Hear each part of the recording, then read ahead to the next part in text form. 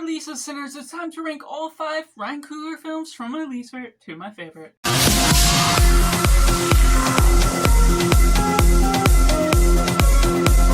Hello and welcome to Cinema, where we focus on a film. I'm Josh, this is Simply Cinema. Let me know down in the comments below what you thought of Ryan Coogler as a director. Is he good, or are you sort of mix on some of his film? Some of them just don't quite fit your style of film. Make sure to like this video if you enjoy it, subscribe if you haven't already to join in film culture community, where we talk about the love of cinema as a whole. And taking it in last place, we have Fruitvale Station. Now, this isn't necessarily a bad film by any means. It's very vital and definitely worth a watch for anyone that's just willing to watch this type of film.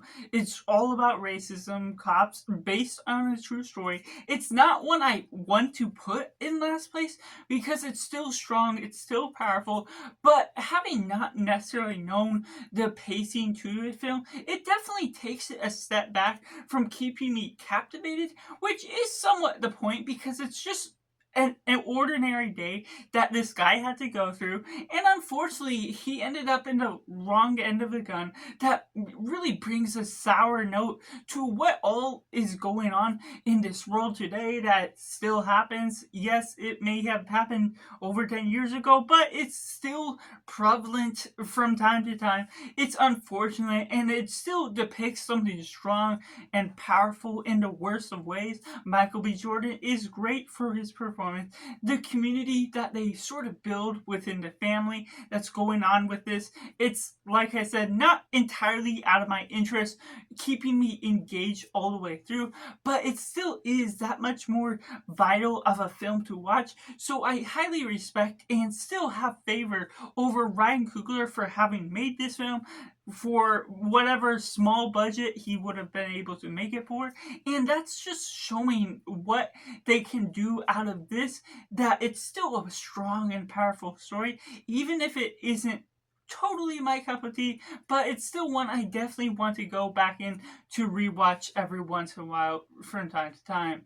And at number 4, we have Black Panther: Wakanda Forever. For the cards they were given with this, with the passing of Chadwick Boseman, this is just really good nature for what they're taking out of the story going forward, taking this funeral sort of moving forward with the Black Panther. And I do like Letitia White for what she's given, how she performs, and the suits that they ultimately give.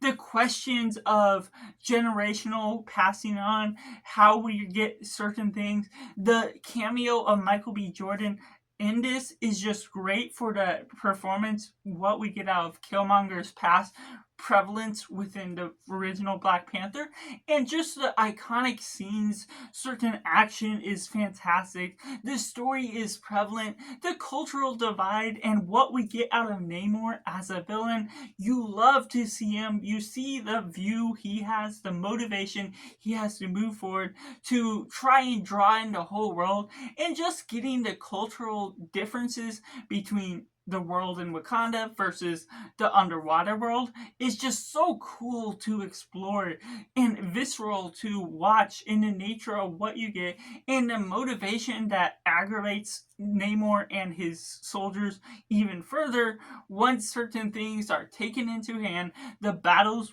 wage on, and taking it to the water world in order to fight in that final battle is something that's really magnificent to the nature. It's not a film that I've gone back to very much, but it's something that's still memorable in my mind, what we get out of all the performances, especially out of the actor that plays Namor. And there's some things that take it a step back. What we get out of the agents, the SHIELD subplots is not quite as interesting. It feels like a disruption from the flow all the way through. That's just a setup for future events of the MCU.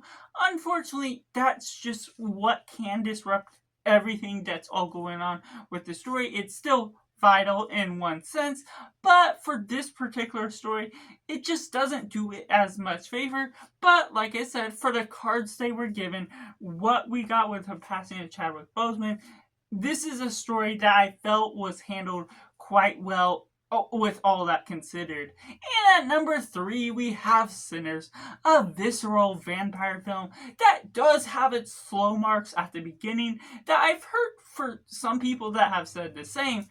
It's going to improve upon rewatch. It won't feel as slow. So I'm definitely looking forward to try and give it a rewatch in theaters before it leaves.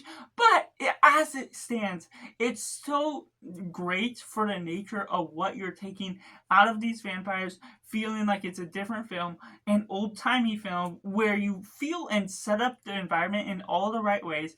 This is Ryan Coogler's first original script, not basing it off of anything true events or Marvel Comics. The nature of what he does with this is incredible. The vast look at a certain one-shot scene that's huge and impactful.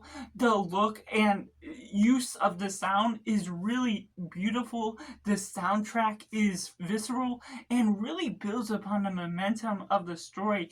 Even in the slower moments that didn't hit me as hard, the chord that the music strikes is really powerful. What we get out of Michael B. Jordan playing these twins is something that's really clever and fun, and just getting Haley as well playing this side role, one of the first vampires to get sucked into the vampire army as well, leads on to something that builds up its momentum, really strikes its chord in the second half, leading on to a great and fantastic third act that you really see certain motivations to why characters do certain things, why vampires are let in or destroying things. The fires just look so surreal for what you're doing with the plot. And so that just moves all things forward to where, even though there's the typical vampire tropes that you can't necessarily change without confusing the audience and over explaining any new elements that the vampires do, it's all still building up to be this big and complex story that's down to earth, managing to develop its characters in a way that there could be a sequel, it could be its own standalone manner, but at the same time, it's a film that leaves its impact, takes us into the night, and really sucks your blood out into the visceral impact that this film leaves. Which takes me into number 2. We have Black Panther. Again, another cultural exploration, and this is more simpler than what we get in Black Panther Wakanda Forever. It doesn't have all those different subplots that distract the story. Feel like it's only trying to build up to what's moving forward with the MCU, and it's something great. Even coming before Avengers Infinity War, it opens up the events without necessarily feeling like it's only trying to lead us up to that point of time.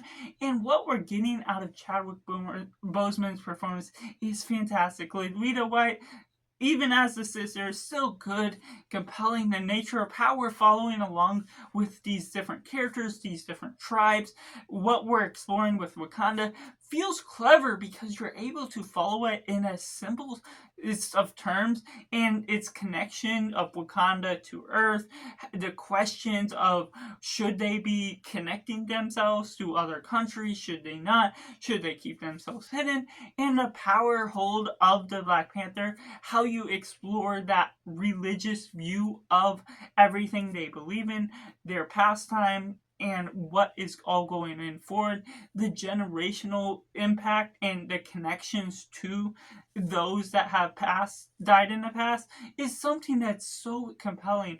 And getting Killmonger is something that's definitely a great villain, one of the top villains of the MCU.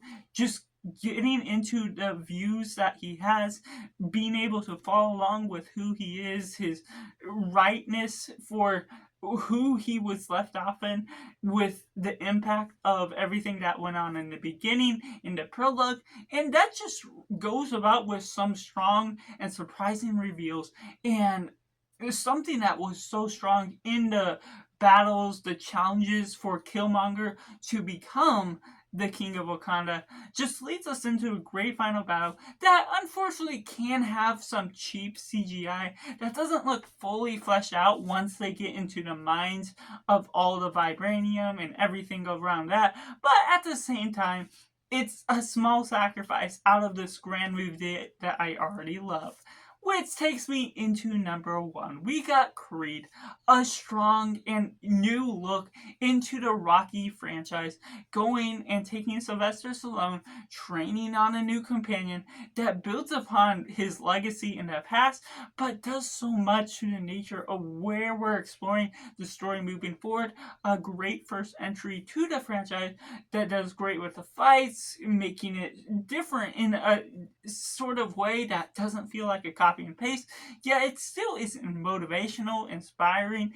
The going of the soundtrack is really pumping up the adrenaline that you feel within this, and the romance that you get within this as well is sort of a parallel to what we get out of Sylvester Stallone's Rocky, but has its own notes, has its own cultural differences that you get to explore these characters, settle in with what is all going on with their motivations to move forward, their questions of who they are as a person, and their connection to one another. So the chemistry is strong between what we're getting. Michael B. Jordan, of course, being one of the key moments, the key actors that is always working consistently with Ryan Coogler as a director. So just the way that all handles out in the end is something that's strong and really memorable to the nature of what you want to take out of the story, taking you into the boxing ring, leaving you with a few punches, and really impacting what you receive out of this film as a whole. So that's just my personal ranking of Ryan Coogler 5 films from my least favorite to my favorite. And I'd love to know what your ranking of his films are down in the comments below. And make sure to like this video if you enjoy it. Subscribe if you haven't already to join in film culture community where we talk about a lot of cinema as a whole. So that's just all, and make sure to do yourself a favor and go watch a movie.